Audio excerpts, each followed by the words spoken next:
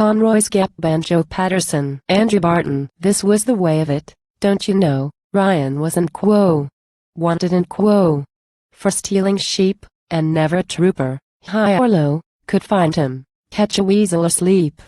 Till Trooper Scott, from the Stockman's Ford, a bushman, too, as I've heard them tell, chanced to find him drunk as a lord round at the Shadow of Death Hotel. Do you know the place? It's a wayside inn, a low grog shanty, a bushman trap, hiding away in its shame and sin under the shelter of Conroy's Gap. Under the shade of that frowning range the roughest crowd that ever drew breath, thieves and rowdies, uncouth and strange, were mustered round at the end. Shadow of Death and The trooper knew that his man would slide like a dingo pup, if he saw the chance. And with half a start on the mountainside Ryan would lead him a merry dance. Drunk as he was when the trooper came, to him that did not matter rap, drunk or sober, he was the same. The boldest rider in Conroy's Gap. I want you, Ryan, the trooper said, and listen to me, if you dare resist, so help me heaven, I'll shoot you dead. He snapped the steel on his prisoner's wrist, and Ryan, hearing the handcuffs click, recovered his wits as they turned to go, for fright will sober a man as quick as all the drugs that the doctors know. There was a girl in that shanty bar went by the name of Kate Carew, quiet and shy as the bush girls are, but ready-witted and plucky, too. She loved this Ryan, or so they say, and passing by, while her eyes were dim with tears, she said in a careless way, The swagman's round in the stable, Jim. Spoken too low for the trooper's ear, why should she care if he heard or not? Plenty of swagmen far and near. And yet to Ryan it meant a lot. That was the name of the grandest horse in all the district from east to west. In every show ring, on every course, they always counted the swagman best. He was a wonder, a raking bay, one of the grand old Snowden strain, one of the sort that could race and stay with his mighty limbs and his length of rein. Born and bred on a mountainside, he could race through scrub like a kangaroo. The girl herself on his back might ride, and the swagman would carry her safely through. He would travel gaily from daylight's flush till after the stars hung out their lamps.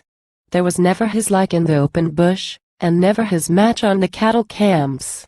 For faster horses might well be found on racing tracks, or plains extent, but few, if any, on broken ground could see the way that the swagman went. When this girl's father, old Jim Carew, was droving out on the Castlereagh with Conroy's cattle, a wire came through to say that his wife couldn't live the day. And he was 100 miles from home, as flies the crow, with never a track through plains as pitiless as ocean's foam. He mounted straight on the swagman's back.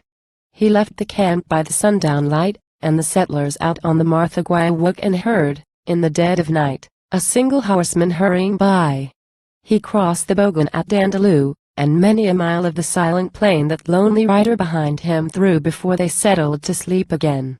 He rode all night, and he steered his course by the shining stars with a bushman's skill, and every time that he pressed his horse the swagman answered him gamely still.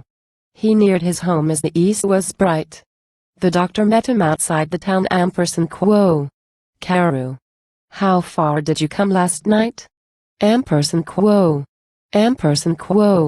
100 miles since the sun went down. And his wife got round, and an oath he passed, so long as he or one of his breed could raise a coin, though it took their last, the swagman never should want a feed. And Kate Carew, when her father died, she kept the horse and she kept him well. The pride of the district far and wide, he lived in style at the Bush Hotel. Such was the swagman. And Ryan knew nothing about could pace the crack. Little he'd care for the man in blue if once he got on the swagman's back. But how to do it? A word let fall gave him the hint as the girl passed by. Nothing but Swagman, stable wall. Go to the stable and mind your eye. He caught her meaning, and quickly turned to the trooper. Reckon you'll gain a stripe by arresting me, and it's easily earned. Let's go to the stable and get my pipe. The swagman has it. So off they went, and as soon as ever they turned their backs the girl slipped down, on some errand bent behind the stable and seized an axe. The trooper stood at the stable door while Ryan went in quite cool and slow, and then the trick had been played before. The girl outside gave the wall a blow. 3 slabs fell out of the stable wall. 'Twas done forever, the trooper knew, and Ryan, as soon as he saw them fall, mounted the swagman and rushed him through. The trooper heard the hoof-beats ring in the stable yard, and he jammed the gate, but the swagman rose with a mighty spring at the fence, and the trooper fired too late as they raced away, and his shots flew wide, and Ryan no longer need care a rap, for never a horse that was lapped in hide could catch the swagman in Conroy's Gap. And that's the story. You want to know if Ryan came back to his Kate Carew? Of course he should have, as stories go, but the worst of it is this story's true, and in real life it's a certain rule: whatever poets and authors say of high-toned robbers and all their school, these horse thief fellows aren't built that way. Come back. Don't hope it. The slinking hound, he slipped across to the Queensland side, and sold the swagman for £50, and stole the money, and more beside, and took to drink, and by some good chance was killed, thrown out of a stolen trap. And that was the end of this small romance, the end of the story of Conroy's Gap.